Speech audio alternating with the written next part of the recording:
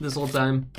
So, hi everyone, I'm Timothy Von Rieden, better known as Vonnart Online, and I do these Wednesday weekly live streams every Wednesday at 2 p.m. Central Time, and they're mainly to discuss art, do a drawing challenge, or do a follow-along exercise, and then I do a critique at the end. And today is going to be no different, but today is going to be just, well, a little different in that we're going to be doing a challenge on the creative side more than just like a technical see what you draw on the photo. And today's challenge is to take a found object and turn it into a fantasy creature. So I personally am going to be using two found objects, and I have it on the screen here. So it's going to be a flower that is in my backyard and this lamp that I found at a thrift store. And I just think these embody like a fantasy little being to me, and I'm very excited to create something today. So if you want to join me, put your found object pictures if you want on the stream follow along. I posted mine, and at the end I will show off your guys's, and then maybe even like write a little short description on what the objects were and what the creature is. So today is all about creativity. So I might be switching back a little bit between my sketch and doing thumbnails. I don't know exactly how I'm going to work it. Because I'm not working digital, I can work much faster digital in like the initial process of creating things, but who knows, maybe I'll get lucky and I can strike the iron while it's hot because I'm very excited right now.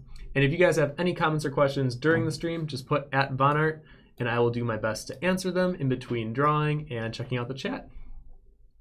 Okay, so you guys ready? I hope you got your pencils ready, your paintbrushes, whatever it is that you're gonna be working with. And I think we're gonna get started soon. Let me make sure I have my pencils. I think I might just work with a mechanical. Let's see here.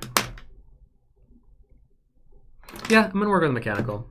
And don't forget, if you're like me, try to work a little smaller because we only have about an hour and a half, just shy of 2 hours to work on this.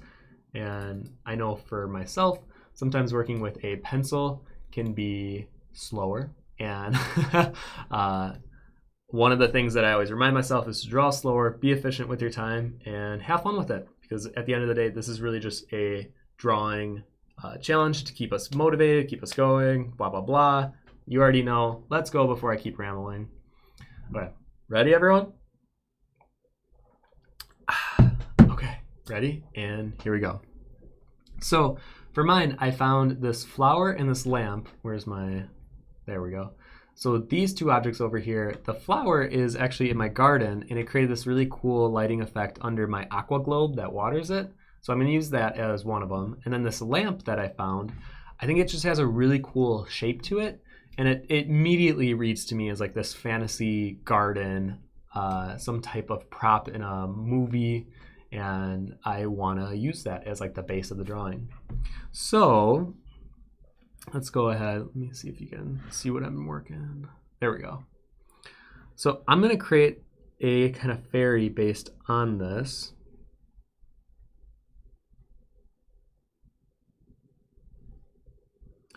Like I said, I'm going to draw a little smaller because I know how I get with live streams, and I want to make sure that I can actually finish a nice rendered drawing while we're here.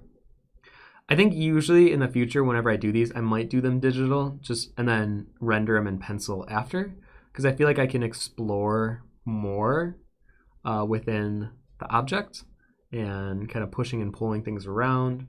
With pencils, I always feel slightly limited by this stage,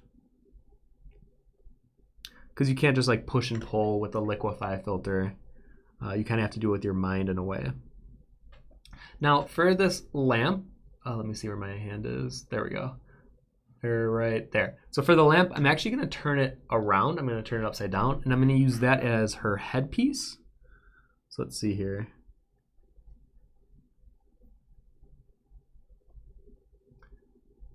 Oh, hello, hello. Kari says, I have been absent since the June break. Have you already got Bubba? I do not. I do not have Bubba yet. Oh, you know what? I don't even have the donation thing up today. But I'm planning, I'll probably end up getting Bubba in October. and I'm very excited. For those of you who don't know, I'm trying to get a pet fish, and I mean, you can donate below. There's a link to it, but we're like halfway to getting Bubba. And then I'm gonna have him set like somewhere behind me, and he'll be our like stream pet. You know what? Where's my kneaded eraser?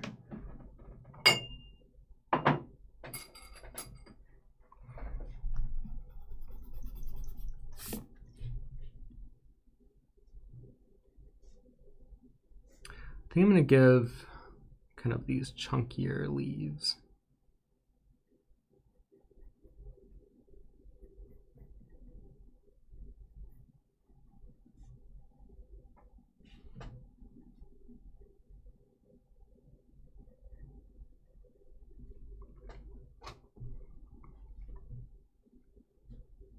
Because for something like this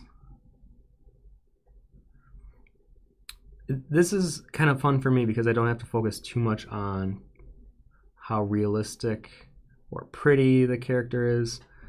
And I think that's why sometimes I like to dabble in this almost animation style of things and this very like fantastical, and especially when I do my Drawtober drawings, I definitely spit more in like the macabre genre. And I think it's because there's just so much less pressure in a lot of ways.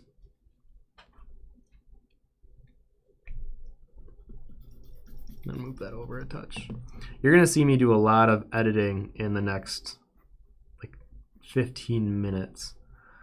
Because when I do these live streams, I wanna create something good, but I know that if I force proportions at this stage, it might turn out really bad. So I try to be very aware of that.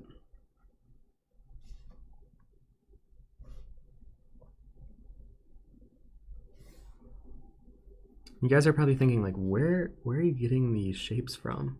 I think you'll see it in just a second here.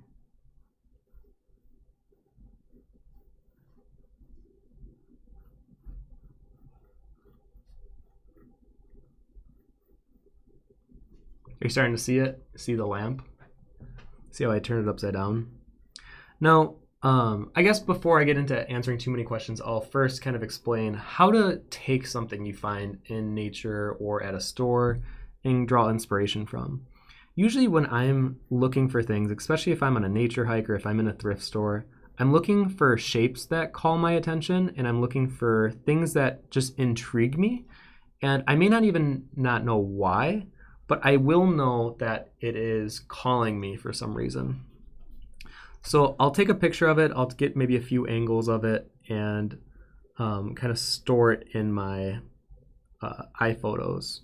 Now I probably should create a Pinterest for like found objects, and I do have a Pinterest page if you want to go check it out. I feel pretty proud of the pins that I have, but I feel just for found things, I know it's like a good way of not losing them, and that's something that I do have a problem with. So you know what, I'll do that sometime soon, because I know even looking for the lamp, I knew I had some good photos of this thrift store, but I had to like kind of dig for them for a hot second.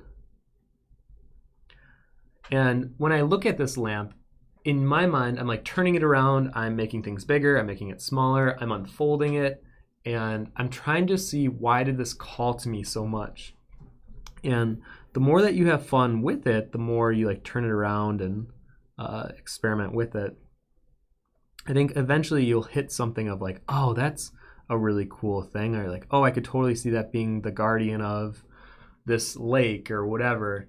And especially if it has even more of a story behind it. Like, I found the lamp at a thrift store, but the flower I found in my backyard, and I could just see it being very magical, and it creates this very warm, flowy feeling.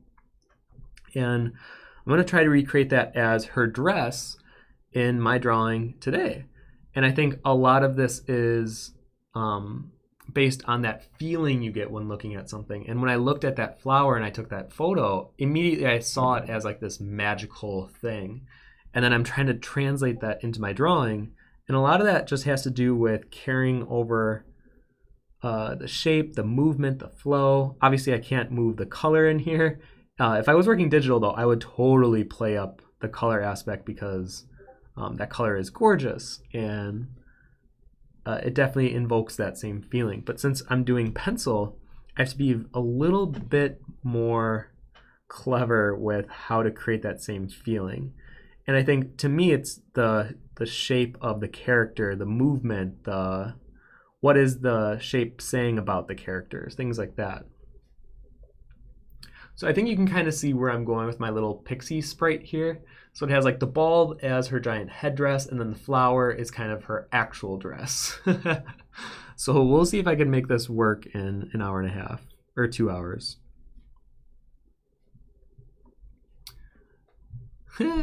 Candor, come on. You know it's going to be cute either way. Well, thank you, Candor. Hey, Wes! Hey, Tim, stop in and say hello. Well, hello, Wes. For those of you who don't know, Wes is my old boss at CG Cookie. Well, it's great to have you stop by for a sec, Wes. As I draw this little cute fantasy sprite thing. I'm going to give her little beady eyes. I feel like I have to draw somewhat of a cuter fairy because the last time I drew a fairy, it was my 300k giveaway drawing, and it was like this dark fairy who had bells molted onto her hands because she got caught and she was in like a forever punishment type scenario. And I was like, you know what? Today I'm going to keep it a little lighthearted. I'm going to have it be a little more on the cute side. I feel like I've been drawing a lot of my dirt kids recently, so maybe that's also been a push for me to stay in this like cute realm.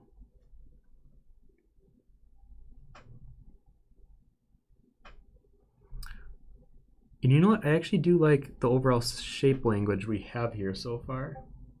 Because I think whenever I do these fantastical creatures, I try to really push shapes because I don't do that enough, admittedly, within my realism stuff, or the stuff that is mostly like character based. And I'm going to try to change that for this little sprite.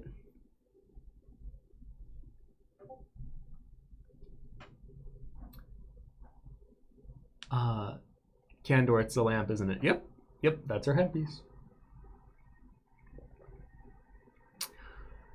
Eric says, I think I heard someone describe horror as a fertile ground of ideas. Speaking of horror, have you watched Twin Peaks? I have not, but I should because I've had other people recommend it to me too. And I usually only watch horror in the month of September and October, but I did watch this film called Gretel and Hansel, and I definitely think it's worth watching. It has some really cool shots in it. It's not the greatest story-wise, admittedly, but the visuals alone, I think, are definitely worth it because it is like a punch in your face with like witch silhouette against a spooky, foggy red, like neon red background, and I think it's pretty neat. And it definitely pushed me into the spirit of Halloween.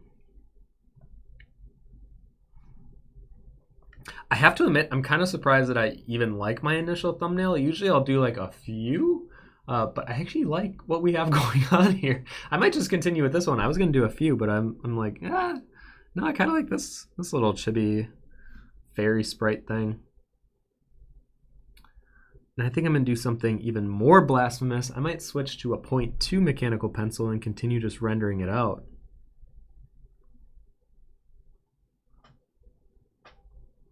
I think that's what I'm going to do.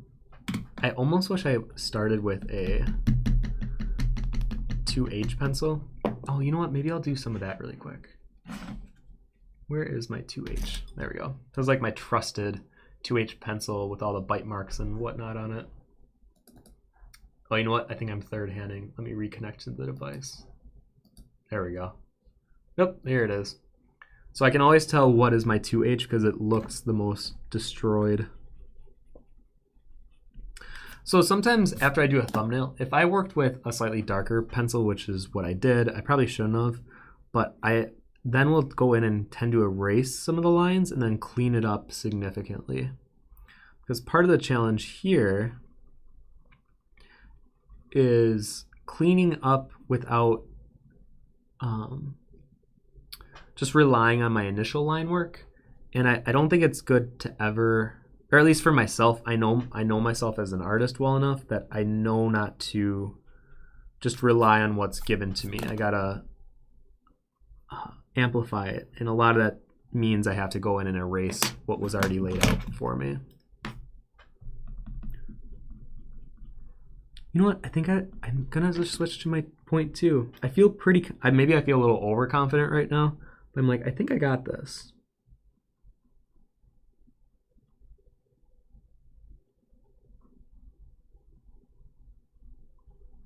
So a lot of my rendering is just small circles.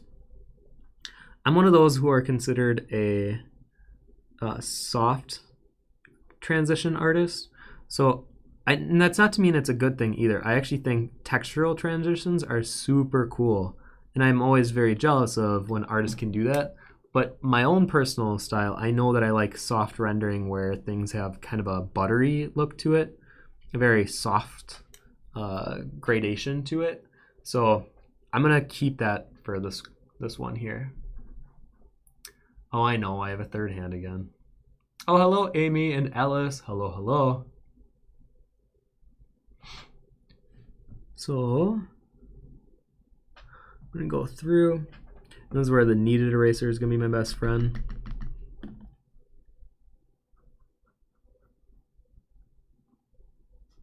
And a lot of the times when I'm doing this, my initial sketch can look a little rough, and it's only until I have some time to really render with it do people start to see, oh, okay, I can start to see how the forms are coming out and how your lines become more crisp. And I always feel weird doing live streams with pencils because if I don't like my initial sketch, I'm gonna render a piece of crap. And that makes me feel awful when I feel like I'm rendering something where the foundation isn't great. So kind of like when I did the stream last week, I did a little mark making for myself just to make sure that I wasn't rendering what I thought was bad. But sometimes you have these magical moments like today where I actually like my thumbnail immediately. That's not to say it's always good either, especially if you're doing client work. You probably want to provide a few thumbnails rather than just jumping into it. I feel like I have a bad habit of doing that.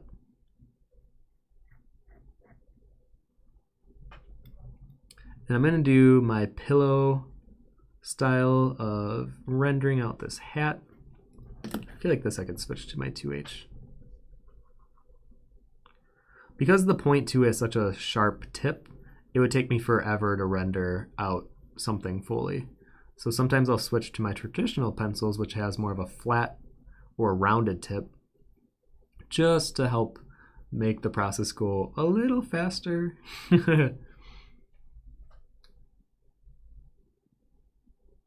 Oh, you guys are funny.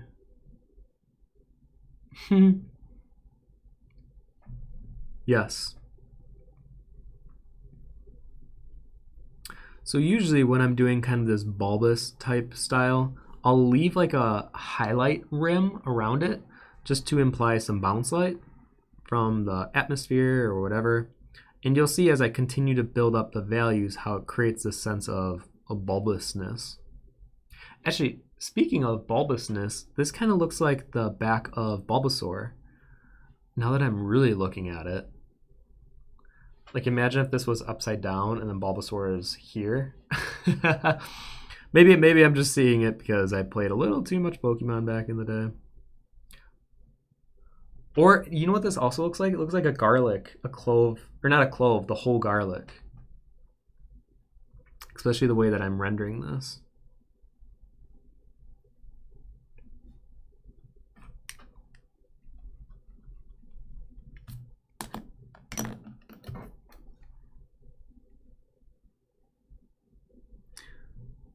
For some reason, I have these moments too where like I didn't want to use my 0.2 to edge out these back bulbs. I feel like as much as I want to be a methodical artist, I definitely am more of a trust your gut instinct artist. And if I'm really not wanting to render or shade something out with my traditional, I'll switch to my mechanical. And I used to second guess it all the time, like, nah, you're not supposed to use it here, blah, blah, blah. But I've kind of learned just to trust your gut, and I've learned how to be quicker by doing so. Now that said, if you are making a lot of decisions that are kind of slowing you down, maybe it is good to try something new instead of just always trusting your gut. But if you got into a point where you know how long something would take you rendering with this pencil versus another pencil, then really just trust your intuition. Kendor says, you didn't see it earlier, I think, but if you need help with anything, reading chat or a third hand alarm, let me know I'm here. Yeah, if you could definitely let me know when I'm third handing. I don't want people to know I actually do have 3 hands.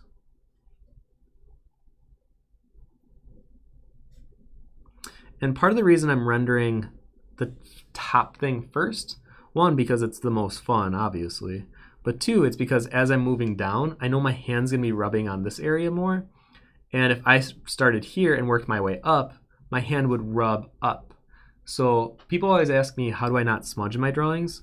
And I know it's kind of a lame reason or explanation, but I just don't put my hand where I've drawn most of the time.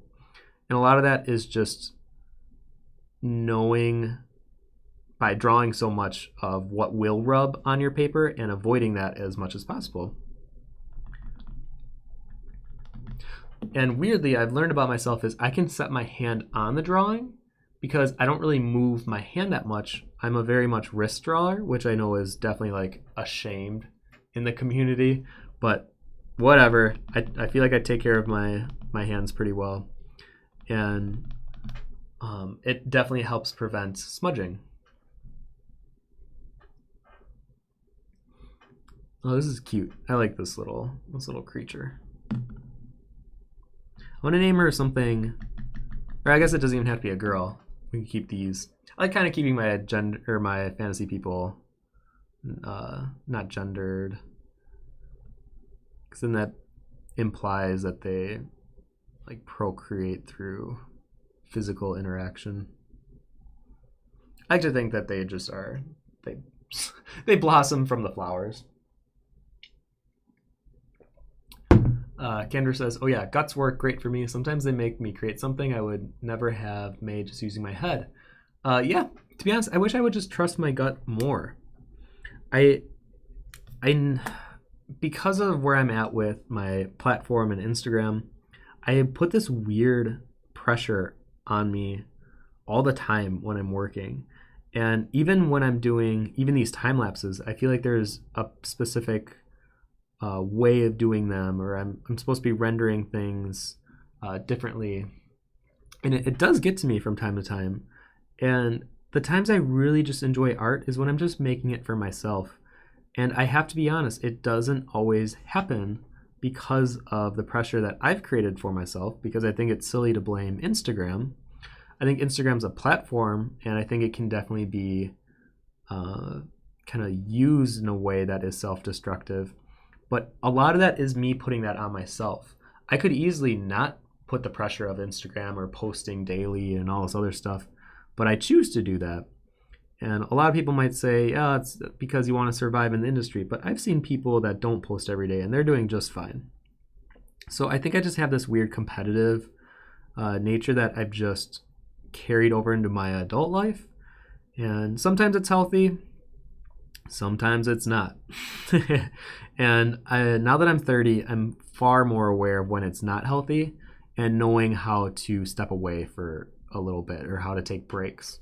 And I think that's a skill that should be taught in art school specifically, because of how modern being an artist is and what that means to be an artist in today's day and age, where you don't have to get a job in the industry to make money. You can literally have your job be you post on Instagram. Like that could just be your job, and you make sales through an online store. So if you're one of those people that stress about this kind of stuff, trust me, I'm not only have I been in your shoes, I have worn them out. I have walked that mile, and I don't want to be one of those people that say it gets better, but I think I will say you do learn more about yourself along the way, and I think it's good to be cognizant of that when you're not feeling great about yourself as an artist or the art that you're creating, and really ask yourself why. And I think, especially with some of the friends I've had in the past, there is a lot of comparing to other artists, and a lot of that comparing can then destroy any excitement or the act of pursuing your own goals, because then you don't feel like they stack up against what you're seeing everyone else do. And I think that's the worst thing that you could possibly do, because everyone's on their own art journey. And just because James Jean is creating these gorgeous, breathtaking prints that have all this holographic and pressed and what's that called, embossing on it, that doesn't mean that you have to do that for your first prints. It'd be cool, but it's definitely a giant step that you'd have to take, and you have to do a lot of research, and they're very expensive. And it's okay to start off small. I wish more people would say it's okay to start off small. I started doing conventions with one of those button makers, and I would just pop buttons behind my booth for hours. And that was my life as an artist at that time. And I don't regret it one bit. I take a lot of pride in those years, actually, because I didn't know what the hell I was doing. And I was doing my best, and I think sometimes that gets overlooked just because I wasn't financially as successful at the time. But I was so driven, and I was so just happy to be included and involved with what's going on. So anyways, I'll stop rambling. I can definitely tell I could go on for a while. Candor says, gotcha, we got to keep the secret. Tim tips, use a third hand alarm to assure no one knows you actually have a third hand, right? Is it doing it again? I just 3 seconds late. I have to admit, I'm a wrist drawer. True, worst part, I still smudge. Just gotta be aware of it, I think, I know that I'm pushing things really dark here, so this will smudge far more than this area here. So the darker you go, the more of a chance it'll smudge, especially if you're working with a 2B or darker. That's definitely going to smudge. Kendor says, that is a very fair point. In the end, it starts in our head, the pressure from social media. Very true. Very true.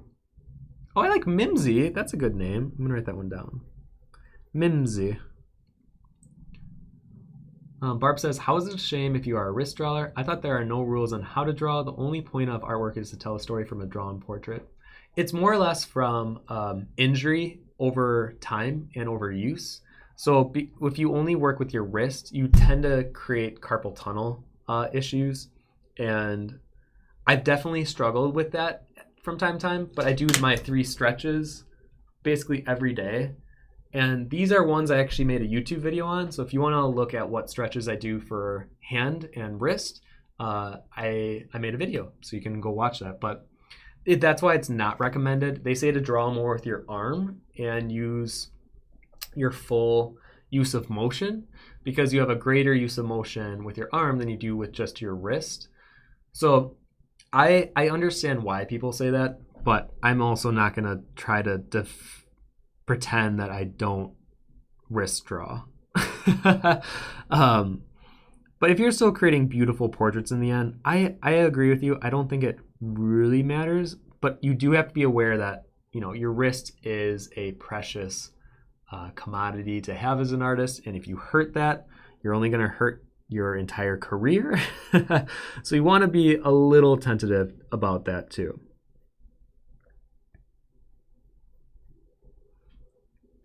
I'm going to create each of these little... What are these? These aren't the stems. What's the little part that's under a flower? This... No, it's not the stem. I don't even know what this would be called. I don't know. If any of you guys know, I'd love to hear it. Let's see here. Roman says, Tim, if I may ask you, would you please help me? I want to start shipping my prints worldwide, but I don't know how to start. Some tips and tricks. Are you satisfied with Etsy? I'm a total noob in that. Okay, yeah, so selling prints online. So a lot of this has to do with, oh God, you know what? I feel like, let me take it back a notch. So selling prints. If you're at that point where you kind of know that you want to sell prints, people are asking you of how they can buy prints, blah, blah, blah, then you can go one of two options. to start off. First one is you can either print your own or you can work with a manufacturer to print not, I was gonna say off-house. That's not right, because there's in-house printing and then there's out-house printing. I'm sure there's a better name for that, but I can't think of it right now. And when I first started, I did off-house. That sounds so dumb, but I'll just say you get your prints made from someone else. And I did that for about 2 years, and it works, but it's also, you don't know how they're gonna turn out, if they're gonna be too dark. And I am such a control freak that after those 2 years, me and my friend Pui, we decided, well, he did a lot of the research for this, so I'm going to give him the credit on this one. But now we work with our own printers, with our Canon Pixma Pro 100s, and we would print our own prints. And that way I could do troubleshooting, I could do edits on the fly whenever I want. There is a lot more to doing your own prints because you have to buy the paper, you have to buy the ink. A lot of the times you're spending a lot of time actually printing because they print very slow. They print like once every 2 minutes. So if you have a convention in a day or two, you're going to be printing basically the next 2 days straight, and they can be very tiresome. Now, I have found a lot of love for doing in-house printing because of the ability to tweak on the go. And if I make a new print the night before a con, I can print off 10 of them and then be ready to have them packed. So I find more pros with in-house, but you also have to troubleshoot if the printer breaks or if there's problems on that end.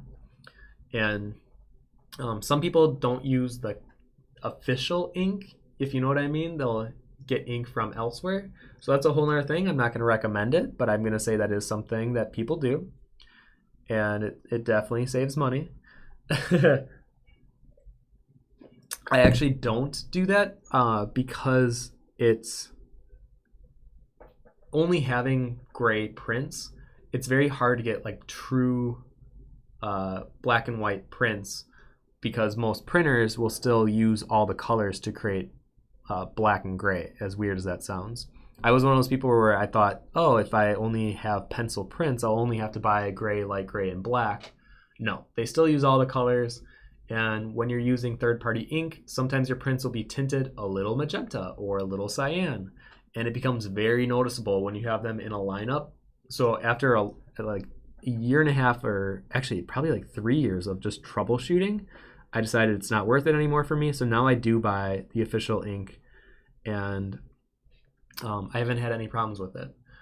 But it is a little more expensive, but honestly, the headache that it saved me, much better. So anyways, so moving on from there, if you're doing your own prints and you want to put them up online, you could do it on your own shop. You could do it on an Etsy page. I want to do my own website, but since I've been using Etsy for the past 8 years now, I want to say 7 years, that's where people know they can go to get my stuff. And I've kind of created this source and brand recognition on there. And since I'm one of the pro members or whatever it's called on Etsy, they give me more features. They promote me in ads and stuff. So I really like Etsy, but they do take more of a cut. So you are going to have to take a little bit more of a hit. And I know just starting off, that might not be worth it for you.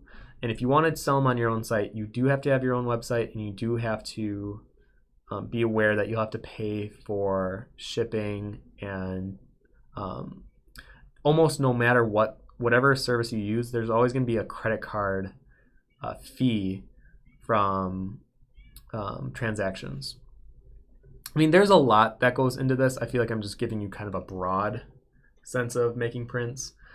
The other thing you have to think about, though, too, is how you're going to sleeve them and how you're going to ship them. Usually for shipping, you're going to want tubes and people roll them, or like really flat, durable, padded type shipping mailers. And I prefer the tubes, as much as I hate the fact that they are rolled up and then whoever receives them have to unroll them. I do hate that idea, but I know for sure it'll be protected because these tubes are sturdy as hell. And the person receiving them, there's like, I've only had one complaint with someone stepped on the tube. I was like, which mailman stepped on it? Because these are very durable shipping carton tubes. You'd have to like stomp on it to really make an impact. But I've shipped over 1,500 things, and that's the only time I've gotten a complaint with the tube being busted. And that's because I really do think someone stepped on it. So yeah, that is how I'd go about prints. And also you want to make sure that you're ready. I feel like younger artists maybe go into it a little too soon.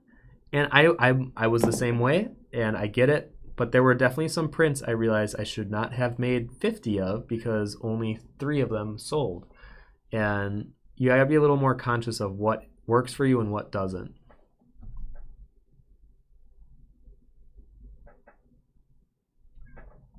Oh, you know what? I hear my cat. She's like begging at the door. I'll be right back. I'm gonna put her upstairs.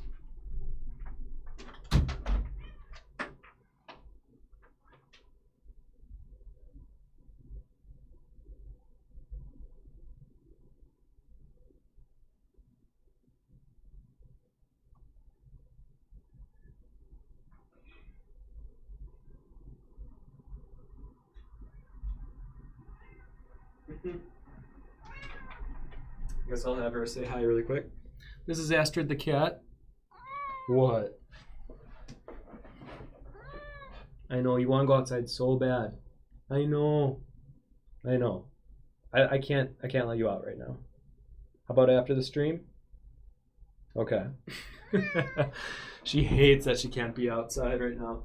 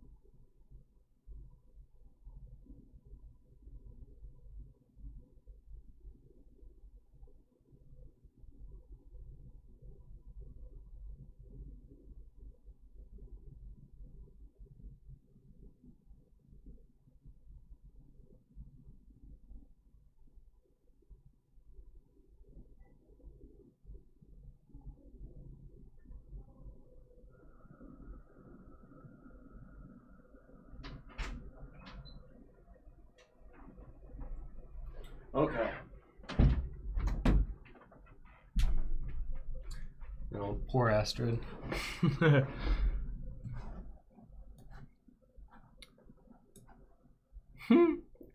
Yes, that was Astrid. She's a funny cat. But since we let her outside once and she kind of fell in love with it, so now every day she just whines by the back door, and I feel bad because I'm like, we can't let you out because you might run away. So if we're outside, we'll let her out, but I can't let her outside and stream. And we decided we're going to get a fence so that next year she can just roam whenever she wants outside and we don't have to worry about her. But I do feel bad. She's definitely like that wild adventure soul that needs to be outside. I feel like we're limiting her.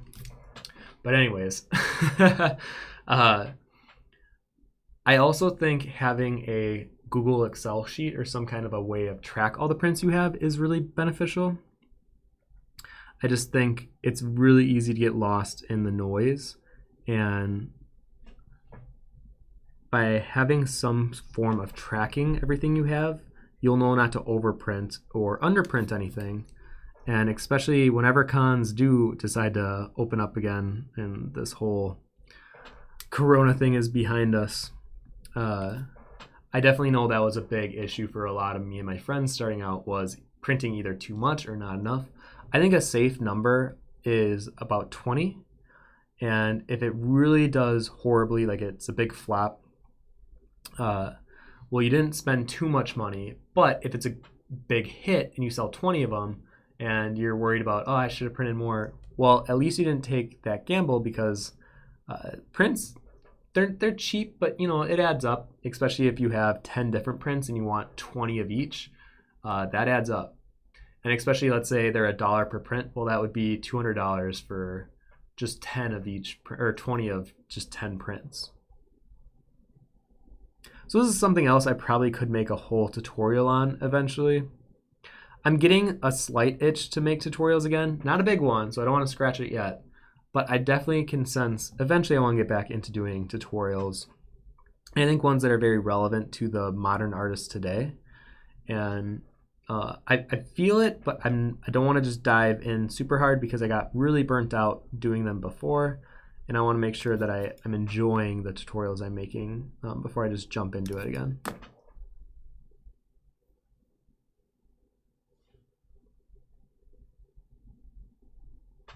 So anyways. Yeah, the tubes, I mean, they're nice for protection. I just hate that you have to roll up your print. Yeah, I'm glad I could help. Kari says, best idea, build a fence for my cats too. They love outside and meow to get the door open. Ugh, let me tell you though, it is, I feel guilty every single time. Just like hearing her when I'm in my drawing room. Ugh. But I do love her. I really love cats now, which I never thought would be something I would say. Okay, I think something's feeling off with this. Could be the eyes.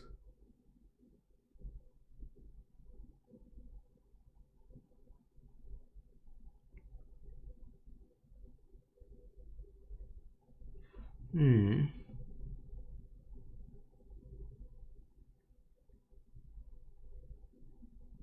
feel like this unintentionally looks like one of my dirt kids.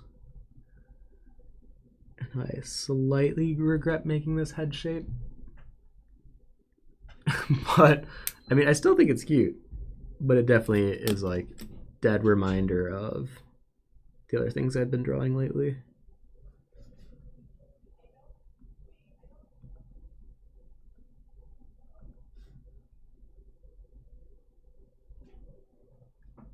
I might have to edit the head a bit. I feel like it's so similar to my dirt kids right now.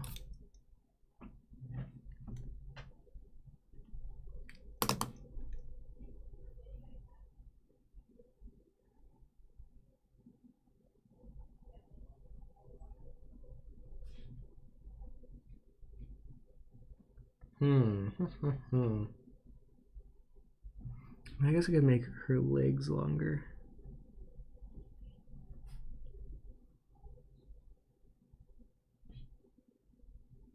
I'm gonna have to play with that for a second. Oh, we got a new subscriber on Warehouse Up. Well, thank you, Michaela. Corey says, wouldn't a cat climb the fence though and still maybe get out? They make these big outdoor screen structures for cat I've seen. Yes, I've seen those, but I know Astrid gets really scared of even gates. So I don't know if she would climb over a fence. I think she could. I think it'd be physically possible because I've seen her climb my cement wall in the basement, which was really surprising. I wish I captured it on video. I was like, oh my gosh, Astrid, you're Spider-Man. You're like a spider cat. But I couldn't get it on video. And of course, after she does it, I'm like freaking out. I'm like, could you do that again? I'm just like holding the camera at her and she'll like kind of paw at it, but she never does it again. So I'm standing there for like 30 minutes feeling foolish. And then I'm like starting to question, did I see that? Or is this cat just messing with me? I mean, if she does get out, I guess we might have to put a chip in her, now that I'm thinking about it. I think just to be safe. But I don't know yet. It's not even my cat. It's my boyfriend, so I guess I'll let him decide.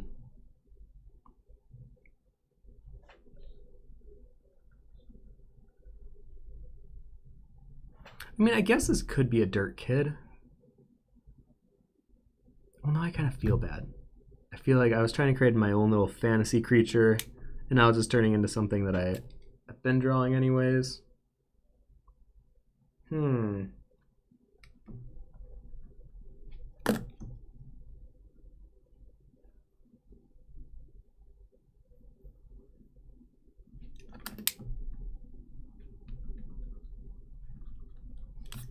See, this is where the troubleshooting begins.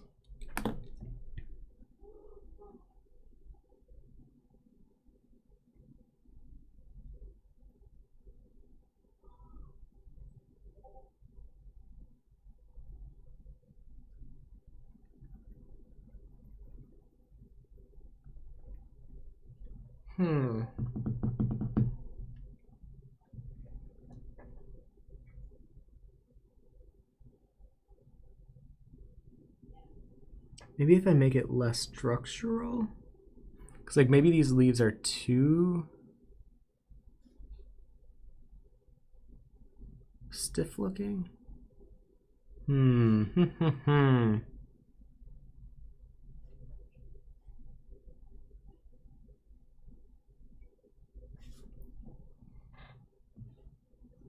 See, this is where the artistic speed bump comes in.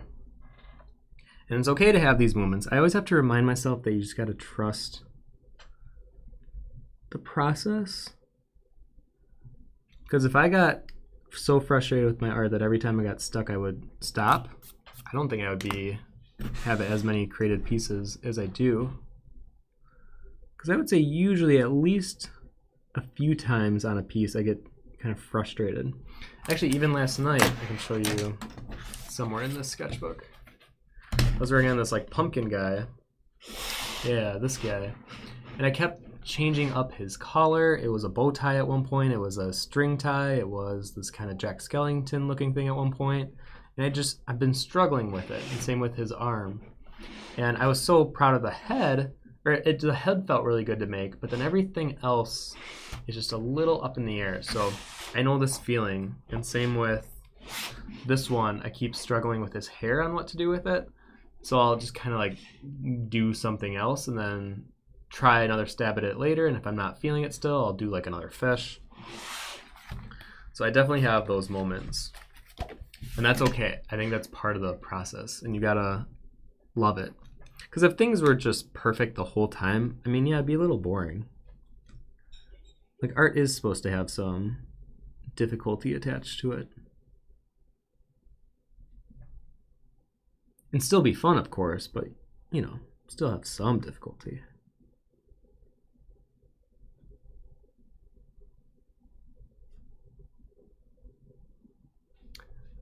Fem says, this one reminds me of old Hollywood glam. Kind of singers, or how is it called? Maybe it is the leader of the Dirt Kids. Let me see what you got here. I know I didn't want like a leader of the Dirt Kids though, you know? Oh, that's cute. Oh, the Supremes, yeah. I mean, I could kind of see that. It'd be cute if like this fairy was part of a singing troupe. I don't know. I'm gonna have to work this a little bit here, because I'm not sold on the face. But usually, if I'm struggling on one aspect of it, so in this case, the head and kind of the body shape, I will work on another area, and then maybe something else will call out to me as I'm working on it.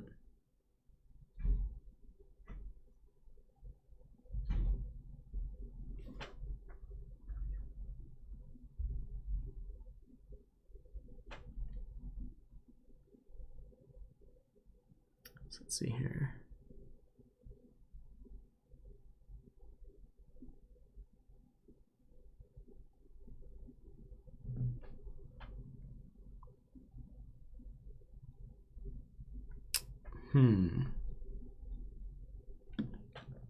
I do think I need to change the face though, because it is so close to the Dirt Kids.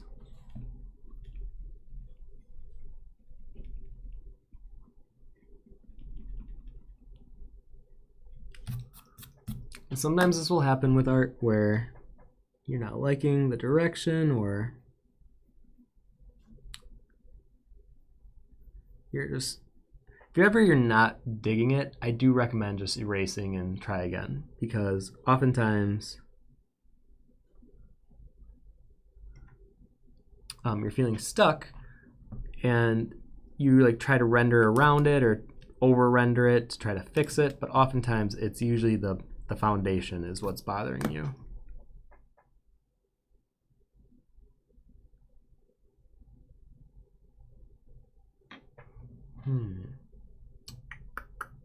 Is that like too vintage spooky? I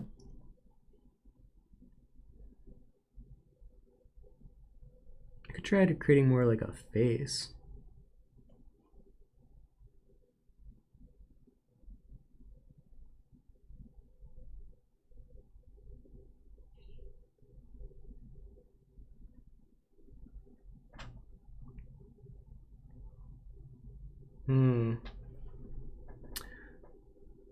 Darn it. See, I was too overconfident. I was feeling it so much in the beginning. Now I gotta kind of rework it.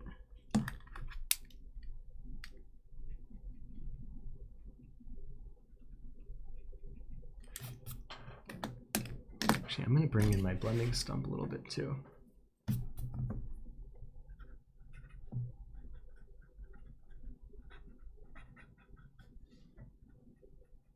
I think I kind of want more of this like blurred edge.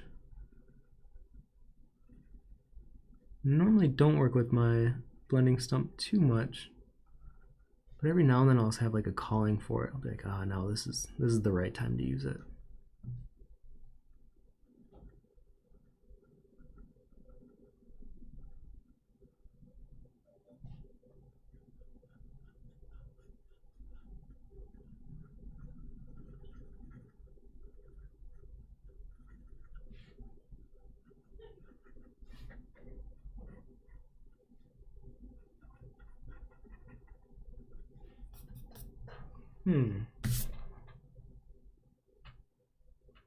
Like I like aspects of it, but what? Okay, I have another hour. Okay, I have an hour to fix this, guys. Let's see.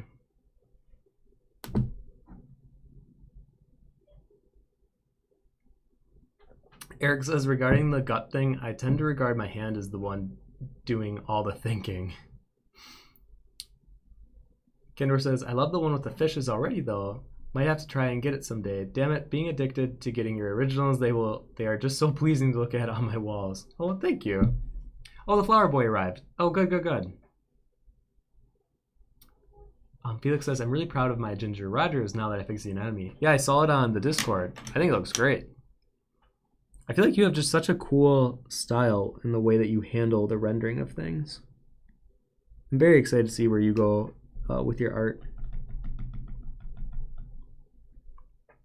And it's kind of fun to find people on the stream that, like, I genuinely get excited about your work and how you do it. So it's a pleasure to have you on these, Felix.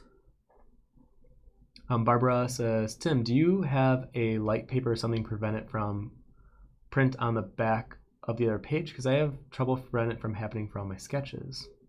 Do I have a light paper? Oh, you mean in my sketchbook to prevent the smudging. So little weird fact about me is every time I finish a drawing, I rip it out of my sketchbook, I scan it right away, and I have a storage for all of my original pieces. And that's because it was about 5 years ago, I had a sketchbook that was stolen from me at a con. It was in a backpack, and I lost all the drawings within it. And I was so frustrated and flustered that I made it a thing that from now on, I'll never have an original drawing in my sketchbook again when it's finished. And I learned it actually helped me a lot with staying organized, because now I know whenever I finish a drawing, rip it out and I scan it. I have a digital copy of it, so if my house burns down or something tragic happens, I know at least I have a digital copy of it. And I guess with the fish boy and the pumpkin drawing I have in my sketchbook, it's kind of weird for me to have them in a sketchbook, to be honest. It's weird to have them not just torn out and like put on a board of some kind. So admittedly, this is abnormal for me to have other drawings in the sketchbook like this.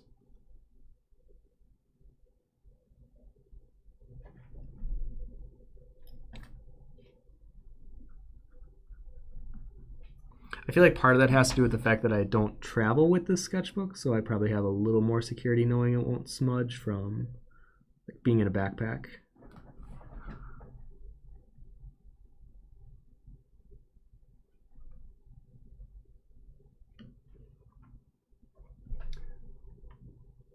Kendra says maybe long lashes for her. Not saying it because I'm super into long lashes. No, no. Oh, third amp, hand alert. Thank you, thank you. Refreshed. I could try it.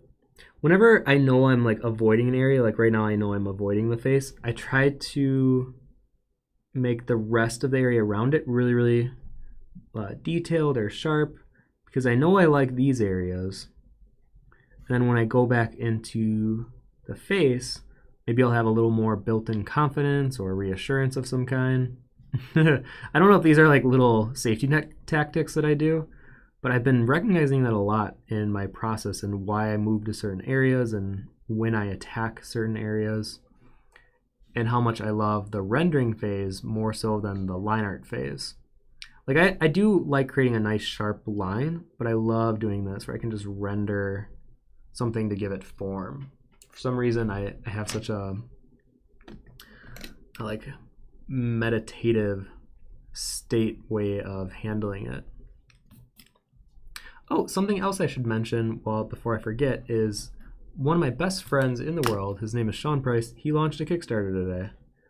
If I will, you know what, I'll put the link to it in just a second. But he created his first book, and it's an art book spanning the last 5 years. He lived with me for about 3, I believe, and I got to see this book from way back when he originally had the idea of making the book, and the fact that it's finally being made is such a testament to him and pushing through. He has like a really sometimes crippling OCD that can really get to him, and the fact that he made it and it's out in the world right now is I'm very proud of him. Okay, I'm gonna put it in the chat really quick.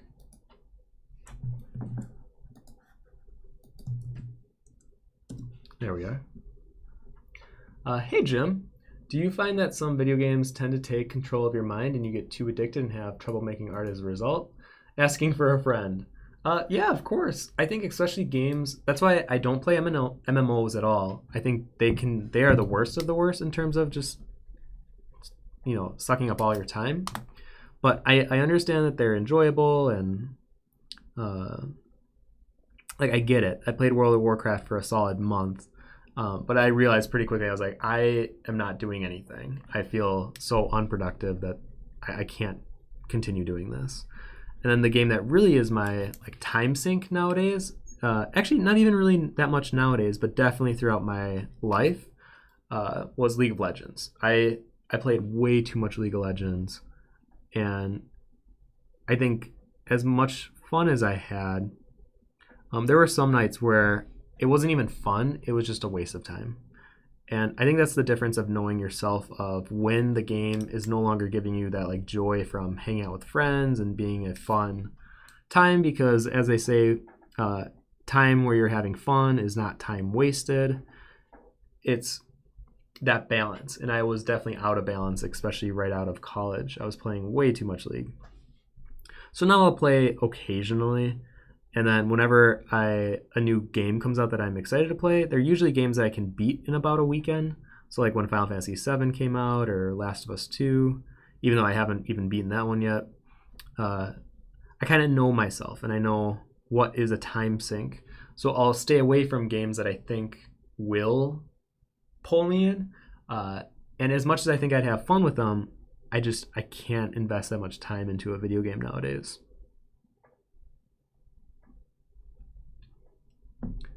Roman says, I'm super excited about Sean's book. It looks gorgeous.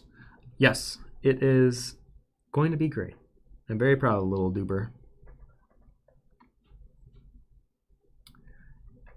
Felix says, if I didn't waste so much time on League of Legends and games, I could be such a good artist now. I mean, like I said, there is that balance of if you're genuinely having fun with your friends and it's a good time.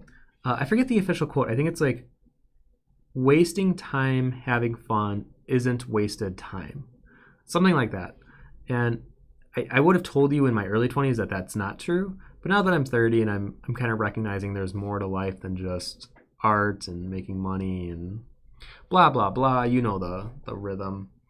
Yeah, I think as long as you have a balance and you can find how to do both, But I will say this, because I don't want to sugarcoat things either.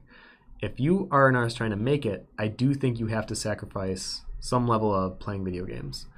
And that doesn't mean all the time, but I do see a lot of artists that just sink a lot of their nights into it.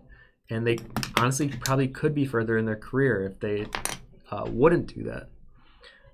And it's not to say like having a career is the only thing that we should strive for and blah, blah, blah, but I think it is important to note that, yes, the more you put into it, usually the more you'll get out of it. So if you find yourself spending and sinking way too much time into games, especially like League or MMOs, maybe it's a good time to like back away from them and take like a month break and see how much you can get done without that distraction looming over your head.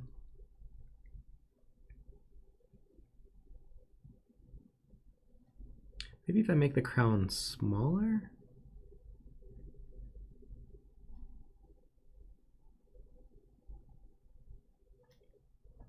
You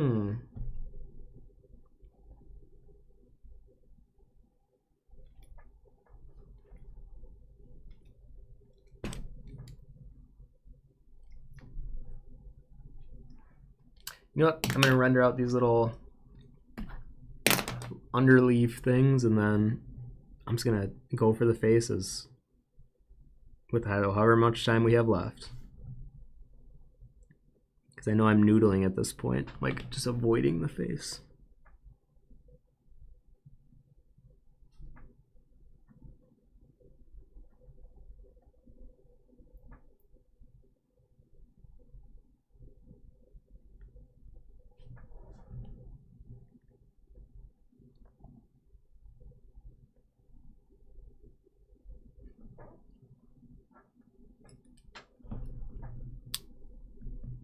You know what, maybe I'm gonna go against my feelings on this, and I'm gonna give it the original eyes that I kind of had, and just be okay with the fact that it looks a little Dirt Kitty.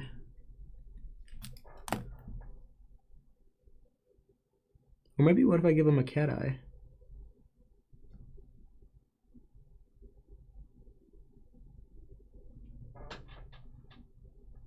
Oh, this is so difficult. Now she looks like an alien. You know what? I'm going to go back to the original. If people want to say it looks like a dirt kid, so be it.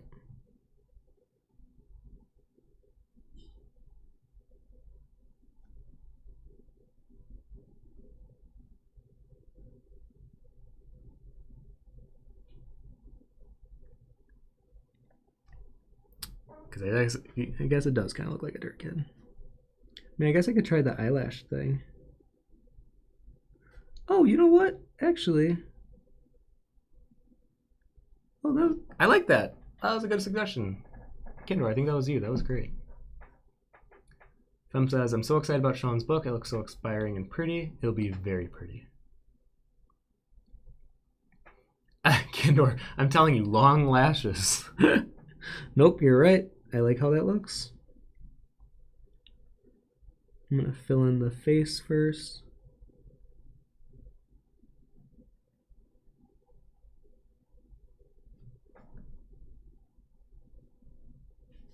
Maybe ears? Maybe that'll help give it some distinction. Oh, you know what? Okay, now we're finding it again. See, it's all about that creative process. It can be super frustrating. I'm sure a lot of you guys have dealt with this in the past, or even right now, possibly.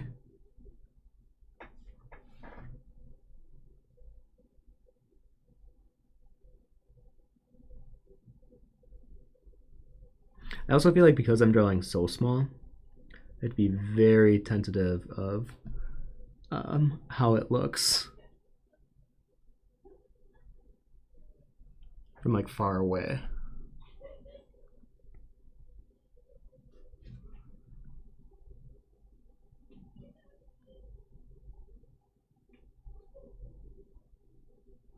To make anything look metal, you just do high contrast.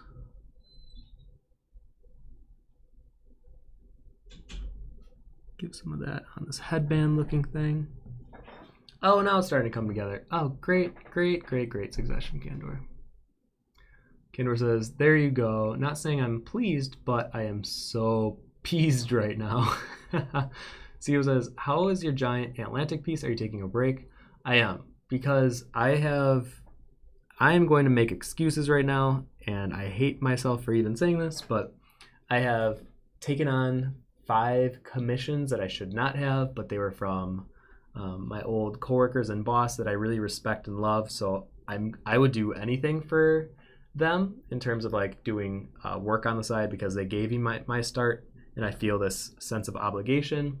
And also they're kind of fun projects, but I did most of those. Then I took on some family ones, and it's really tough, as I'm sure some of you guys know, of when to say no.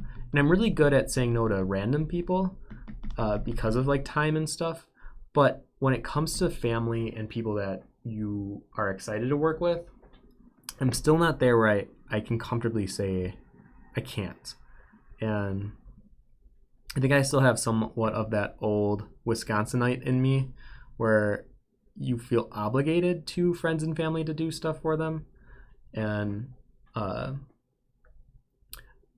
need to learn how to get better at that. So yeah, until July, I literally wrote down as my due commission month. And then in August, I'll pick back up the Atlantica drawing. So I'm calling it,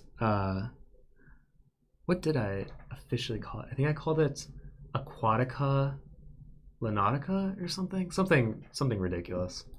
But if you want, let me show, because it's in the corner of my room right now. So there it is.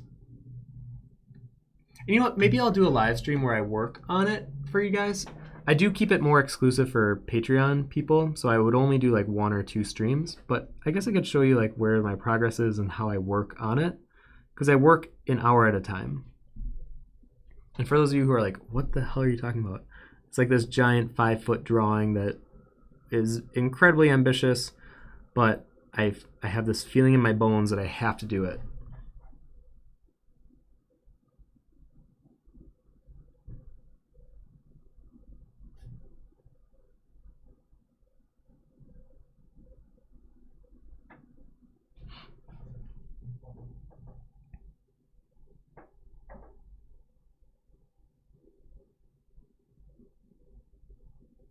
Oh, this is cute. I'll give her like a little cat smile.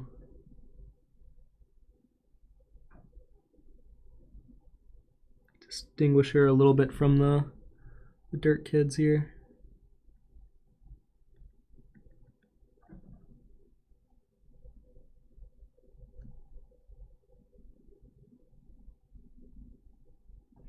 You guys even see that? I feel like this is so... Let me scooch it down.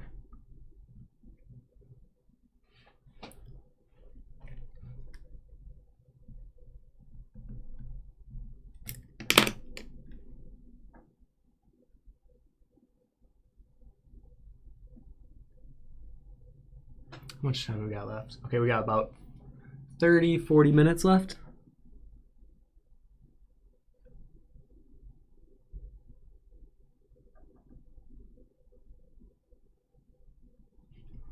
I'm gonna make that neck slimmer.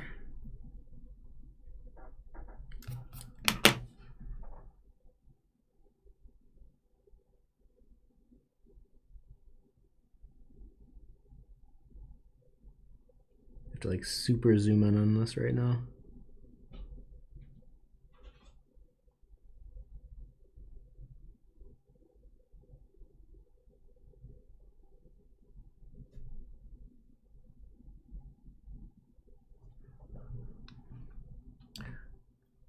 These are the times where if this was a little bigger, it'd be probably a bit easier to render out. But that's the challenge I took on.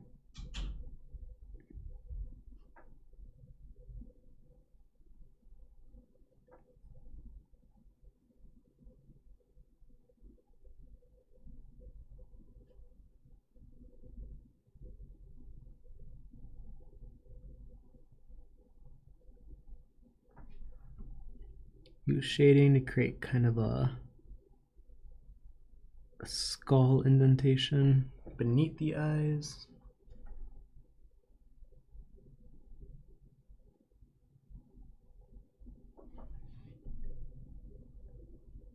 And then I'm using the smaller leaves that are in my picture of the plant as like her upper dress area.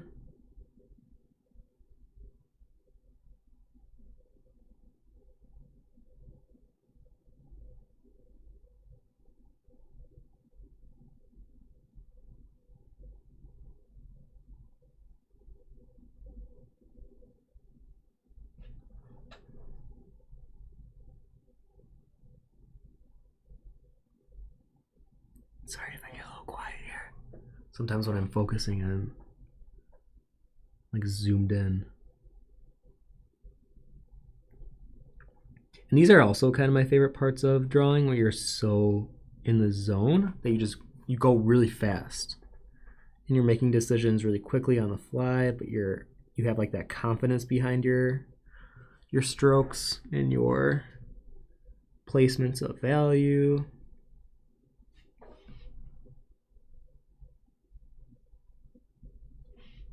You know what? I think I'm gonna make these legs shorter too.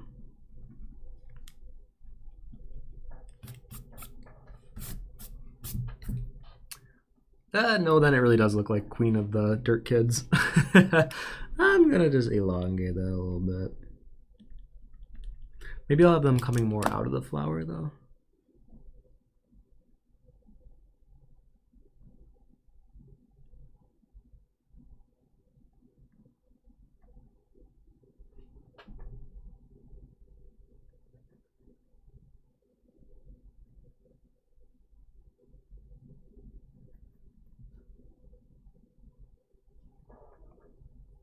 Does it look like a diaper? I don't know if that's necessarily the vibe I'm trying to give there.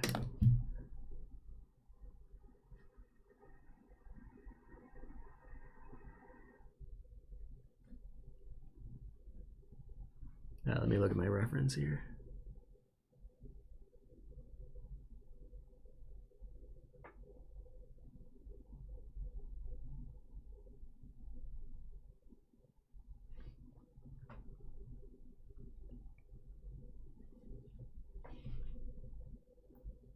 Because I definitely want her holding this scepter looking thing.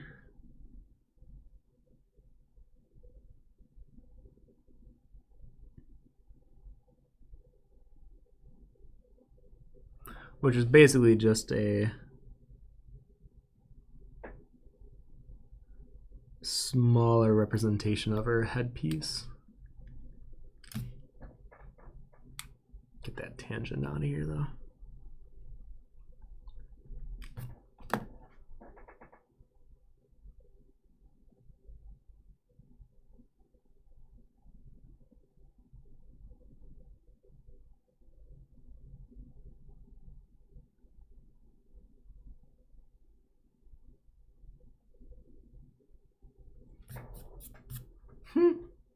All right, we're getting somewhere. Roman says, I have to go. Nice to see you all once again. Have a great day, and thank you for the awesome advice, Tim. Well, thanks for stopping by, Roman. Kendor says, no worries, take all the quiet time you need. It sucks us all into the thoughts and focus as well. Why not make them really long and stick-like those things coming out of the middle of the petals of some flowers? I guess I could try.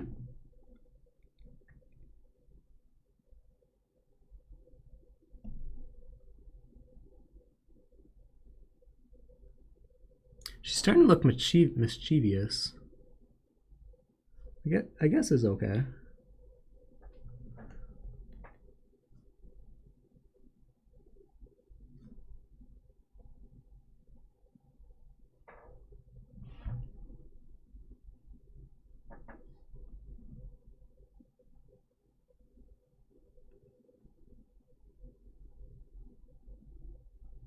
Some of these purple color blocking here to her, what I cannot unsee as a diaper now.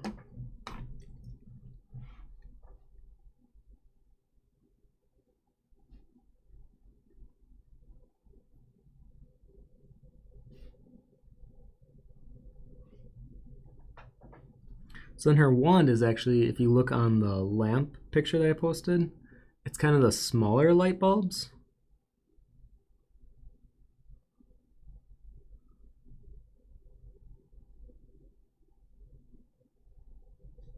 So that's where I'm getting that from.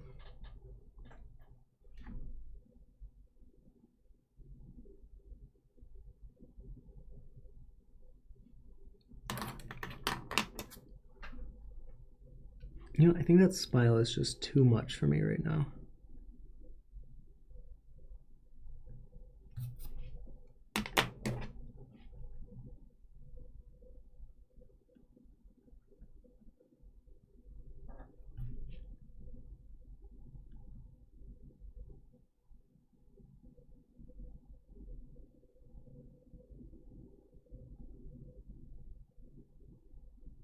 Maybe just a little smaller.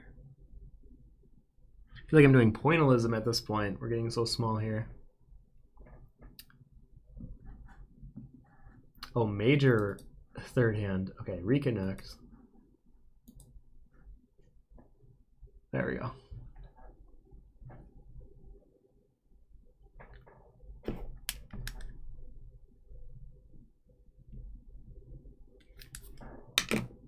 You know, maybe I won't give her a mouth, actually.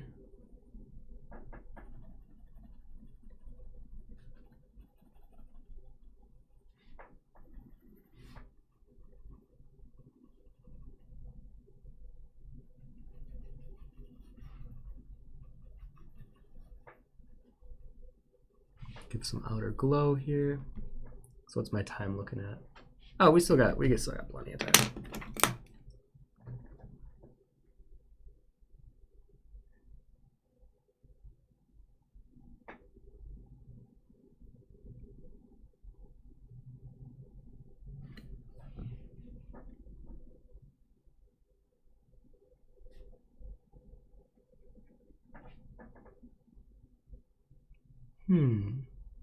Wonder what else I can do to this.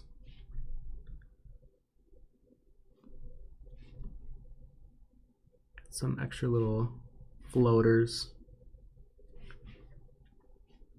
Kind of a staple now with all my work.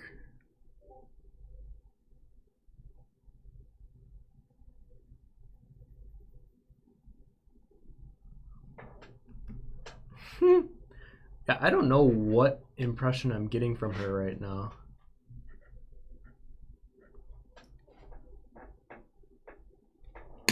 I will say though, I'll switch to a darker pencil since we have time. I'm gonna really push the values here. Just because we can. So I switched to a 3B, which is very, very dark, considering the values that I have currently on the page.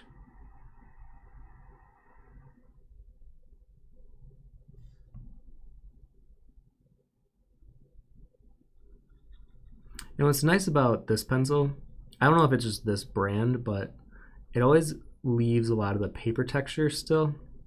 And it could be because I'm not pressing that hard into the paper, but I feel like this pencil always does a good job of giving it a textured look.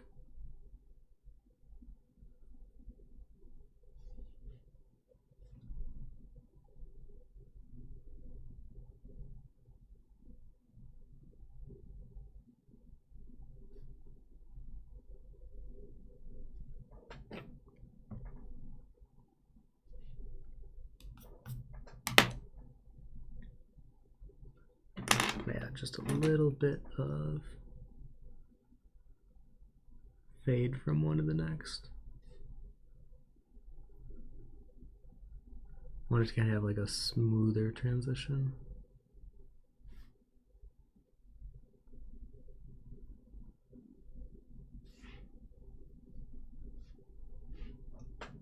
Also, something kind of frowned upon is using your finger to smudge, but I do it from time to time. You don't want to do it too much though, and I do know why, because if your fingers have a bit of an oiliness to it, it kind of gets into the paper, and the more that you do it, the more that your paper has kind of this sleeker look to it, and it's really hard to blend on top of or add a lot of graphite to paper that's kind of sleeker.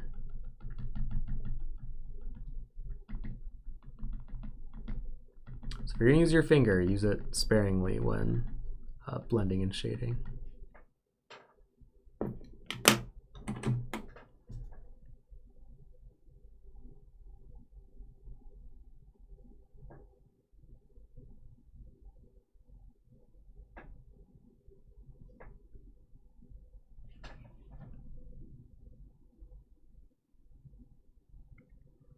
So the nice thing about a dark pencil like this is you can really edge out and make areas pop that I think would have been more difficult with just an HB.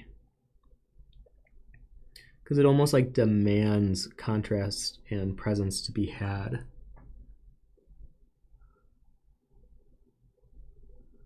You know, I'm going to give a middle bump to all of these leaf-looking things.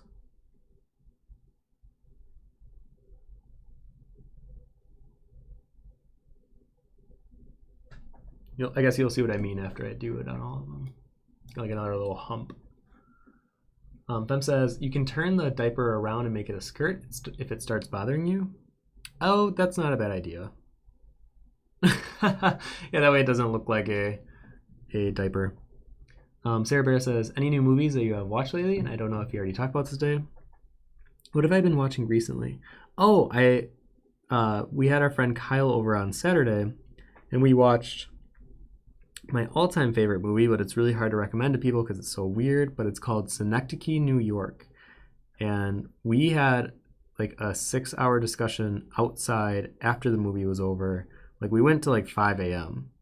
I mean, not all of it was movie related, but a good chunk of it was definitely focused on the discussion because it's a very interpretive movie and everyone gets a different experience, and especially your age, definitely you'll get a different experience and takeaway from the movie because nothing's set in stone. Everything is kind of a word play and there's metaphors being thrown all over the place. And you really got to pay attention. So it's my favorite movie of all time, but it's not the most accessible for people. So I usually will say a couple of my favorite movies. So it was like The Fall, Spirited Away, Synecdoche, New York, and then kind of a fun throw-in is like a guilty pleasure for me would be Moulin Rouge. And I was really excited for them to watch it. But just on my own terms, I've watched the entire Last Dance documentary about the Chicago Bulls in the 90s. It's a sports team, specifically basketball. And I'm one of those people where I can watch a documentary about anything as long as the people within it are passionate about what they're doing. It doesn't really matter to me if it's art related or if it's something that's more obviously in my realm of excitement, because I get really excited when other people are really excited about what they're doing. It might be a different profession, but it's the same type of feeling and passion that you get. And that was really fun to watch because Michael Jordan definitely shares a lot of that deep-seated competitive nature and wanting to kind of put yourself and your talent on display and try to just work your way up. So I felt pretty good watching that one. What else have I been watching? We started watching Pose. Oh, and we tried watching Cursed, the new Netflix fantasy show. I don't want to be that person, but I'm just not a fan of it. And I love fantasy, but I don't like the show. I think it's just not for me.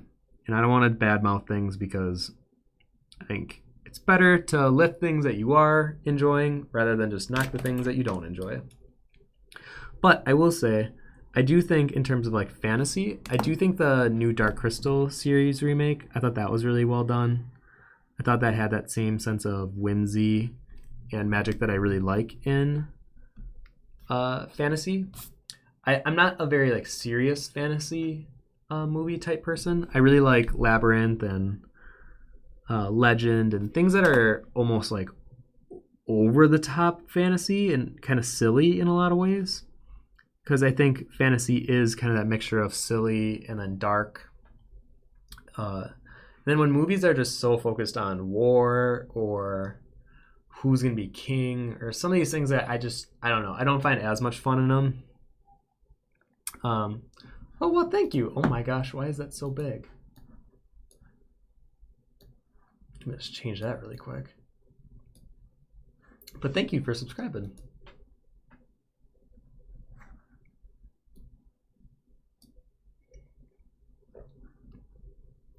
Let's see here.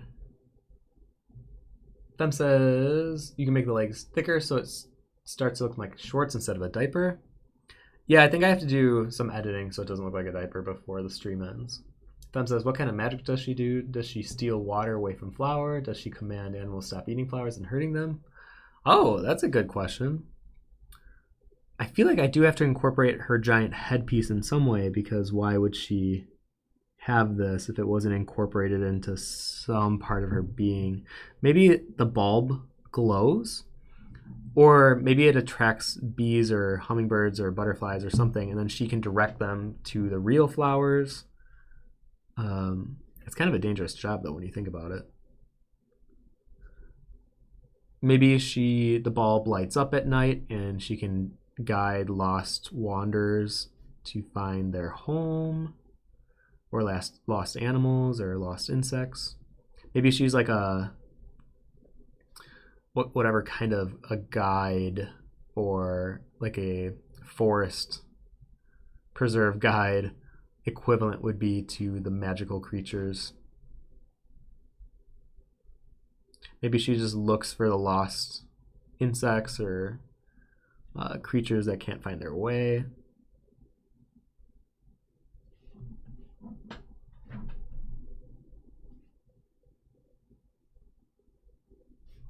Definitely want some like spots on this.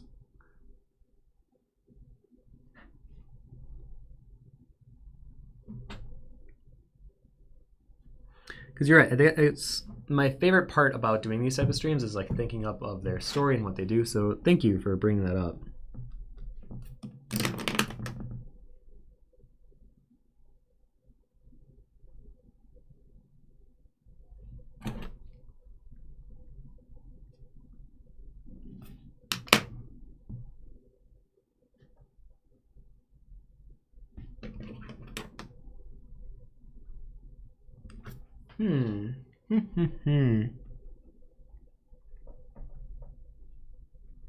Might do my old trick of pure contrast and leave the back bulbs kind of less rendered out.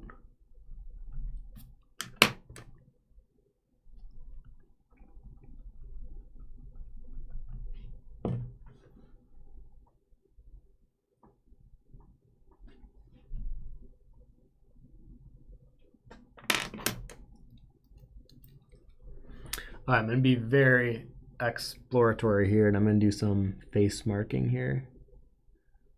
See if I like it. If not, I'm going to have to erase this.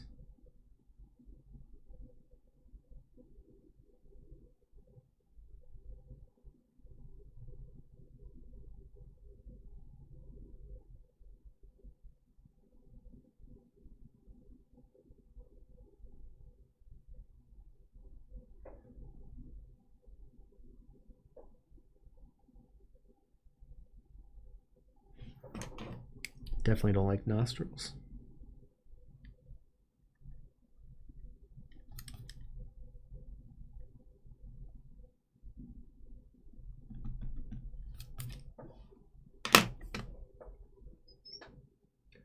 It's definitely something I have to like keep looking like up and down at, because it's so small that when I'm looking so close at it like this, sometimes you don't know how it reads from far away. So I have to then pull back, see how it looks, and then go back in.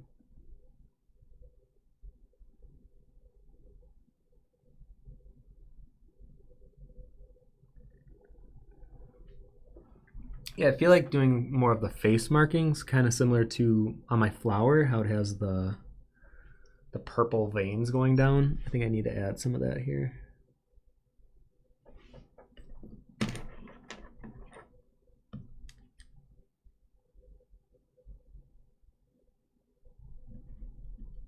I think the easiest way to not make this the diaper is to actually make the dress that she's wearing the flower.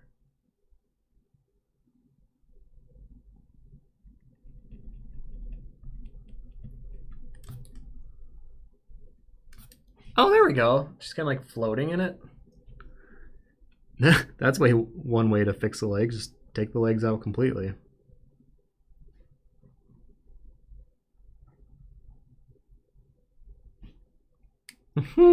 She's kind of like in this UFO looking thing now, which weirdly I'm kind of okay with.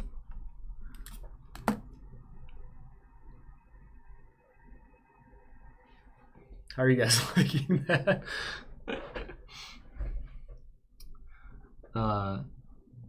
Vic says, this piece I'm working on needs to be finished soon, but I haven't been feeling it for weeks. Any advice? You know, if you're in that mode where you can just tell you're not feeling working on it, I would honestly put it on the side. I don't think it should be on the side forever, but I think there comes up to a point where you can just tell you're not feeling your own drawing, and by forcing it, you might end up with something you're not happy with at all. So maybe this is a time for you to explore trying something new or trying something outside of what you originally wanted to do, and then come back to it when you're feeling more inspired.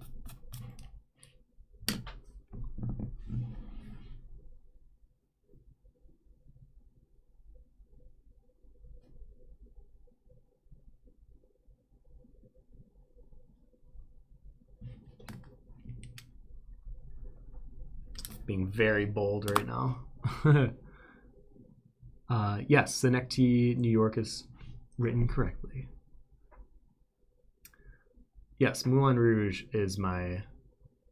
was my definitely favorite movie in high school. I think it's just so bold and bombastic, and I just love how much passion it feels like is going into the singing, the directing, the set direction. Everything about it just feels passionate. And like I said before, I just love when you can just feel the passion oozing out of whatever it is you're watching. And that's how I want people to see my art. Like, I want them to feel like I really am putting thought and care into what I do. And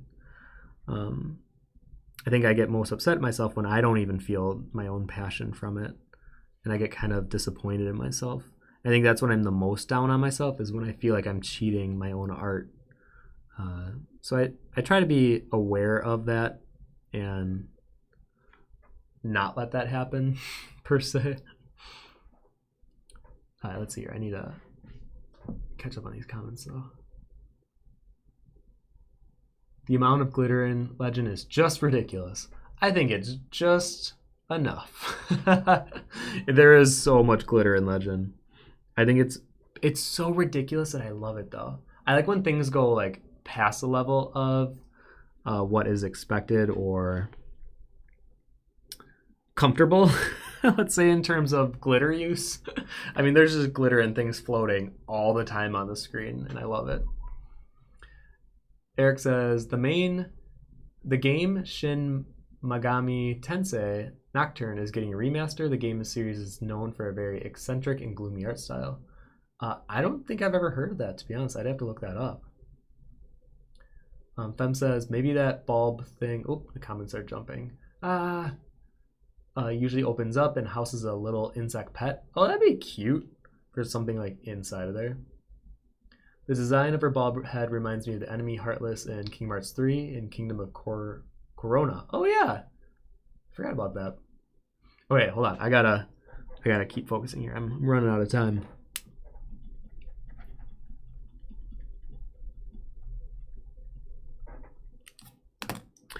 Okay, we're gonna try something pretty bold in these last few minutes here.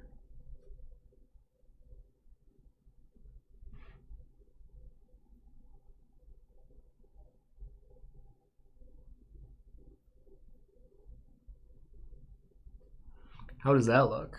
What if we just made it a pure dress?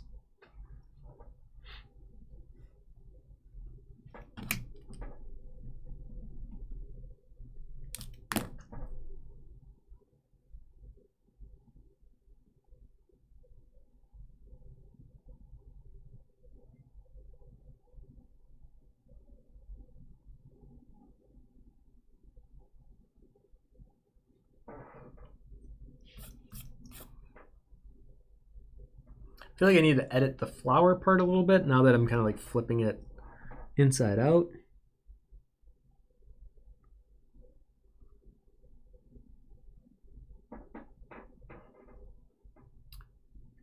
Okay, so are we feeling the dress? Oh, third handing, big time. Okay, hold on. Reconnect. Ah, but we're almost out of time. Okay, I'm gonna be very bold in the last few minutes here.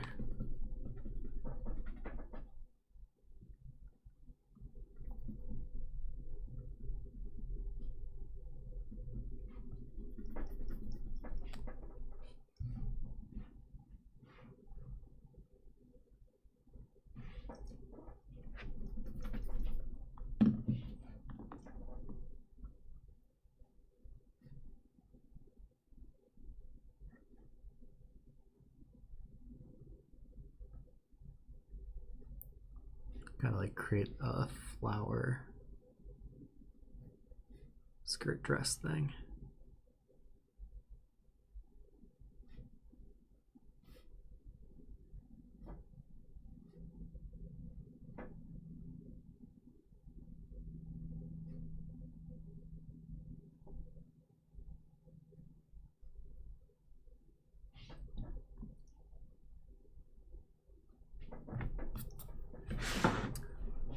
If I get quiet, because I'm trying to focus really hard in these final few moments here.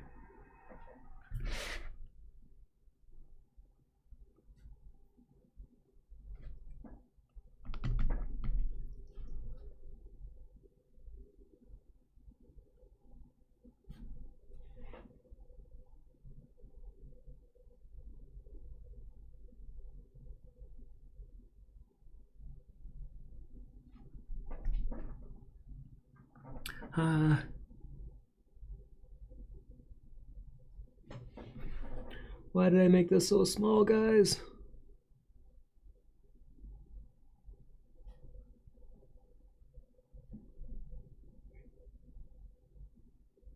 I regret that decision. I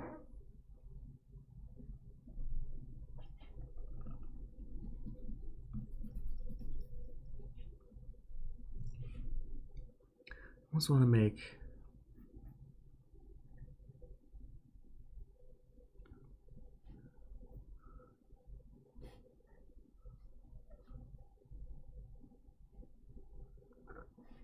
see, I'm being bold once again, guys.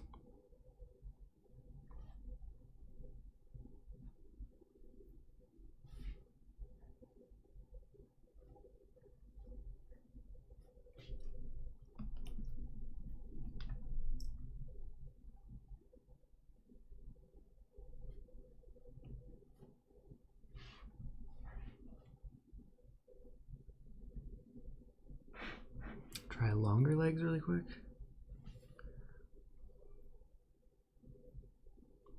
Oh, well, thank you, Patricia, for subscribing.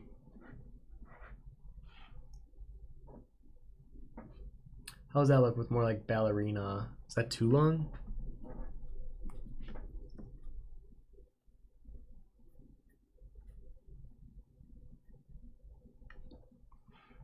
Are we feeling that? How do we feel about that? Okay. How much time we got? 10 minutes. Okay. I'm feeling pretty good about the shapes of these flowers. I'm gonna render the hell out of these really quick, or as fast as I can.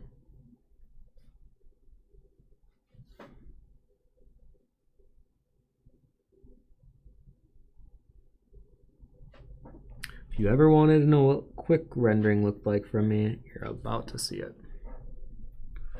Sometimes it works, sometimes it doesn't, but you know what? I'm willing to roll the dice on this one.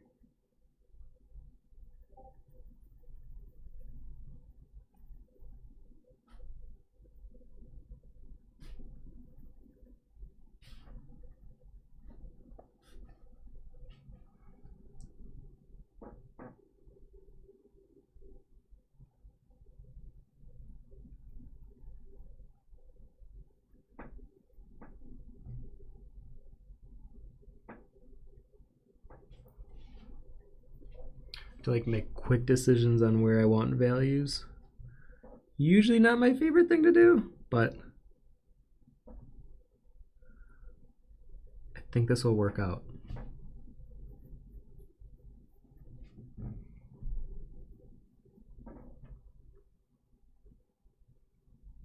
No, I like the flower petals being in front.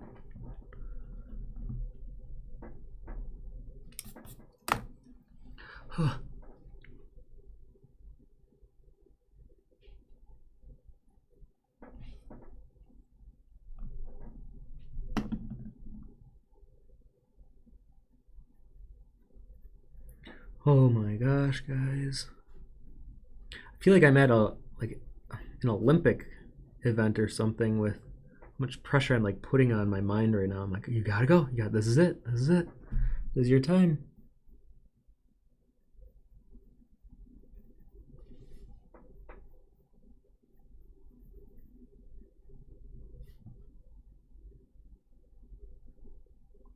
Maybe I'll try to find another question while I'm freaking out over here. Eric says you could perhaps look at the mice from Disney Cinderella. I'm not sure what's that in context to, because I think I missed some of the chat here. But let me see. Fem says, oh, with that big poofy flower dress, you could use Kendra's idea of having the legs become those stamens. Oh, I guess I could do that.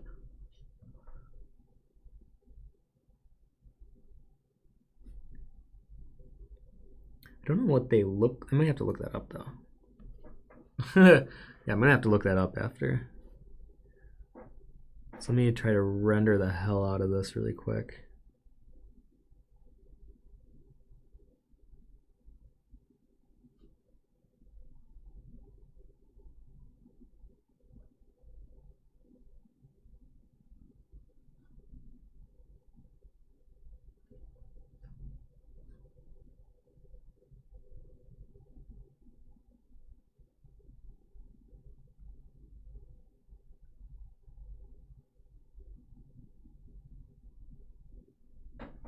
Whew. Guys, I haven't worked this small in so long.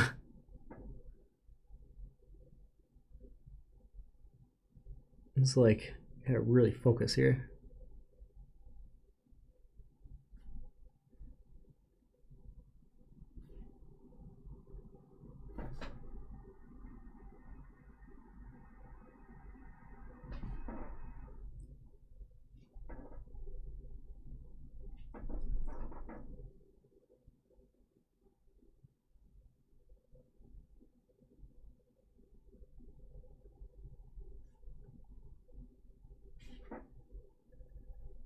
So once again, sorry for getting quiet, but I just want to make sure I can create something that I'm proud of at the end here.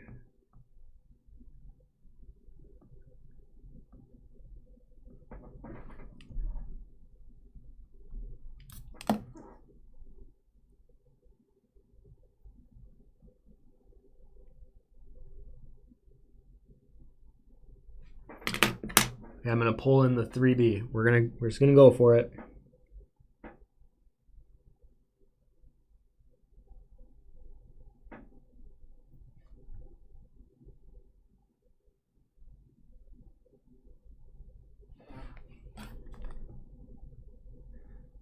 So these are also times where it may have been better to look up references of a flower, because I kind of made up the petals as I went here, and it probably shows, but I'm kind of focusing more on the shape language more than anything.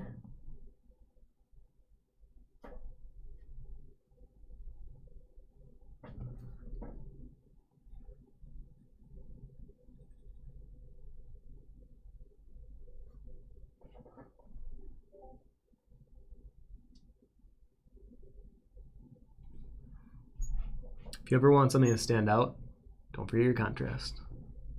So with this wand, I'm going to make it lighter underneath, like that.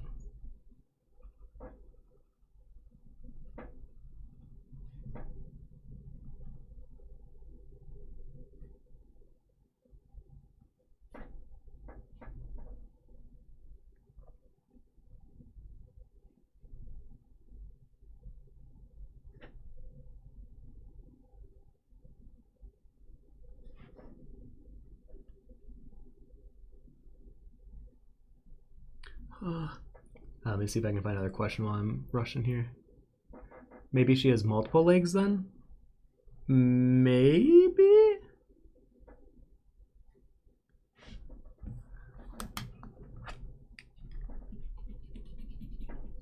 I guess I could try, hold on, because I might even do some streamers or something.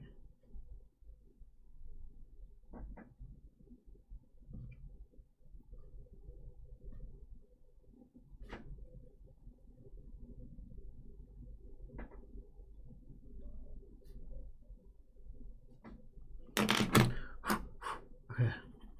Outer glow, outer glow.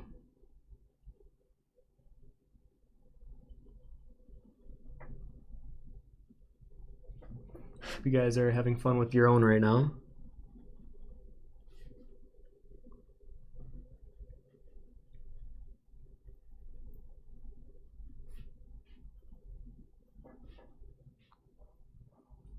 I wonder if it would just look better without the legs. Now that I'm really looking at it.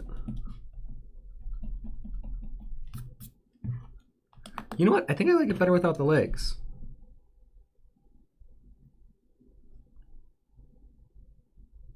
Is that just me? Am I crazy?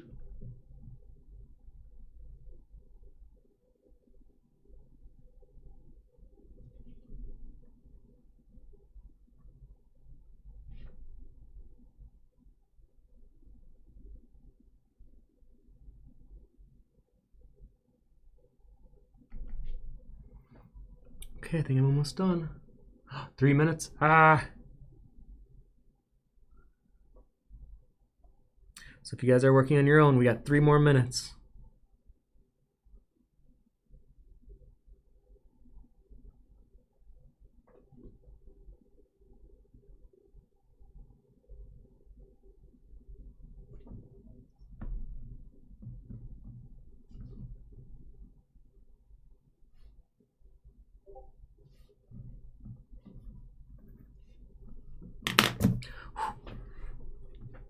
Quick blending stump.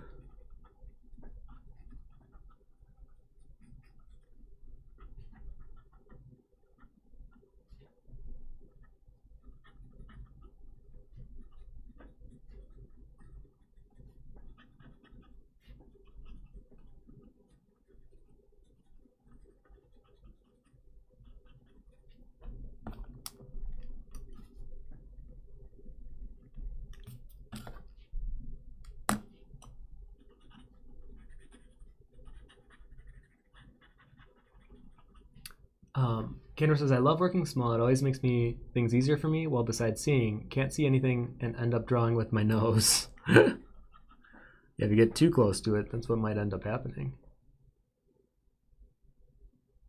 Can we like 5 more minutes, please? Says Julie. I mean, you could still work on it as I kind of get the Discord ones all set up and ready, but don't take too much longer after.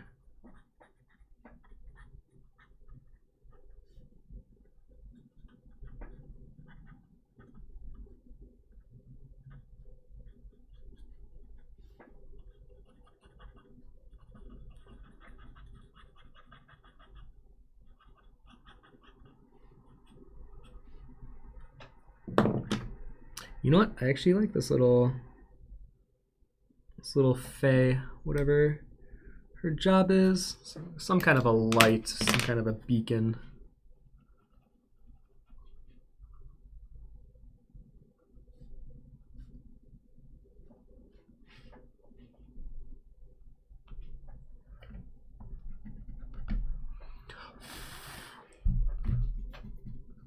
All right, final minute, guys.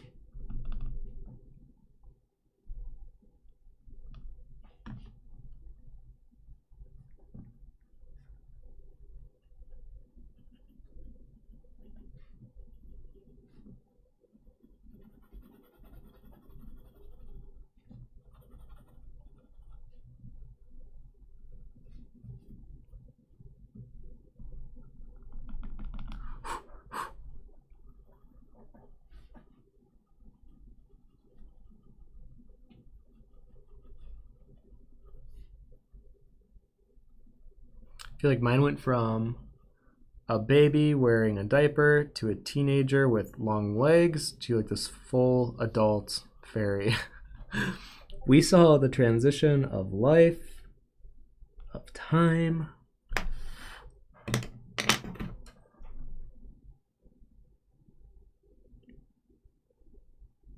And the frustration of the art process. Oh, okay.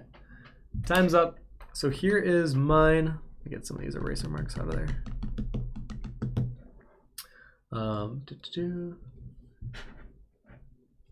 I mean, I would say this is a good representation of like the objects I found and then the final results. I will say though, you know what? I was looking at it at an angle. I'm gonna make this more circular.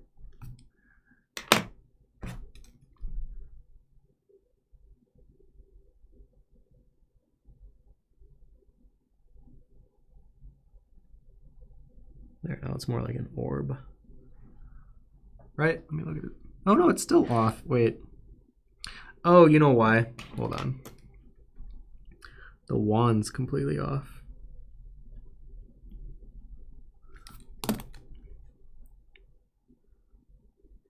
Sometimes looking at my stuff at an angle when I had Twitch stream can produce very weird results.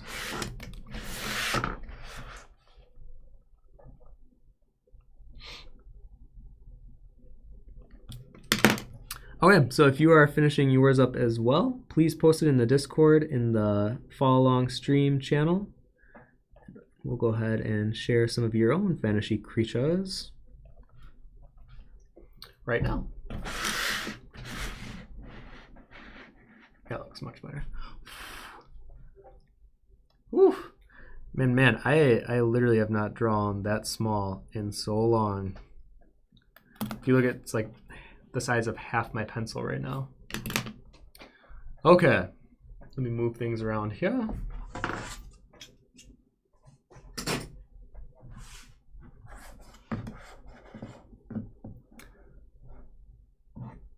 Oh, thank you, everyone. I know I saw it as a Pokemon too. I was like, this looks like Rosalie, or is it Rosalie? Or Bellblossom? Let's see here. Kendra says, see, I was right. She's absolutely adorable. Told you so in the beginning. Never let the chance of a told you so slip away. Alright, let's see here. Stream follow along.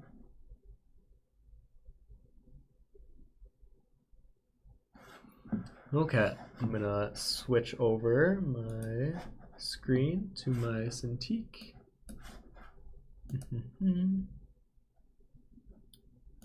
There we go.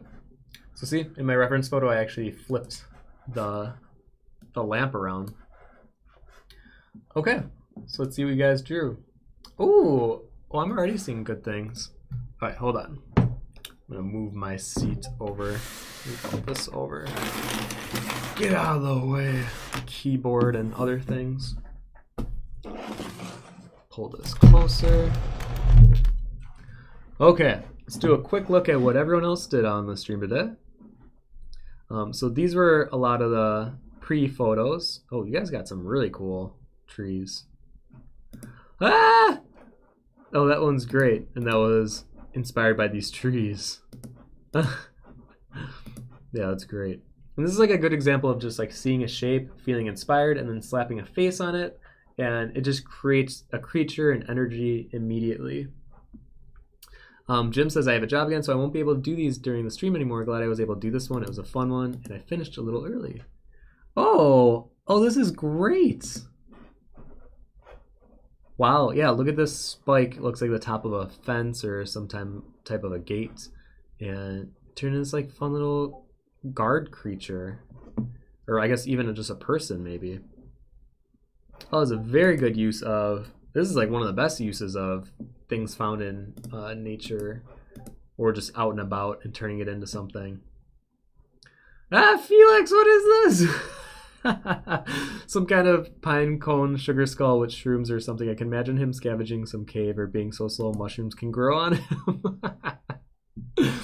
For some reason, this reads to me as like this weird creature trying to be sexy, but it just coming across is like super creepy. That's funny though. I think especially the finger in the front. Ugh. Ooh, these are really good sources. So combined into a nightmare beast, going to work and render more on it later. Ooh, wow, you did a lot with 2 hours here. Oh yeah, I can definitely see the skull in the face. Yeah, this is definitely fun.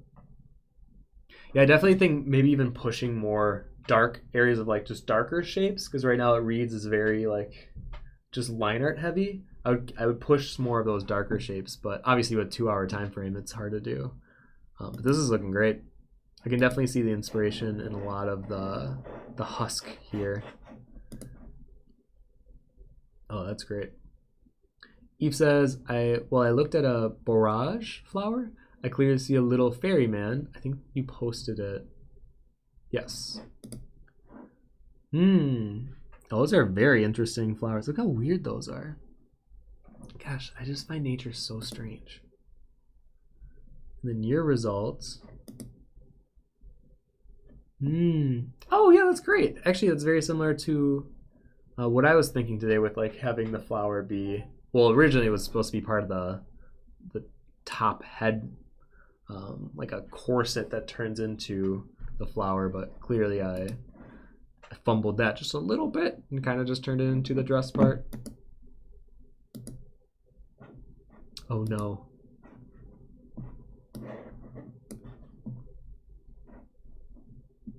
Reconnecting.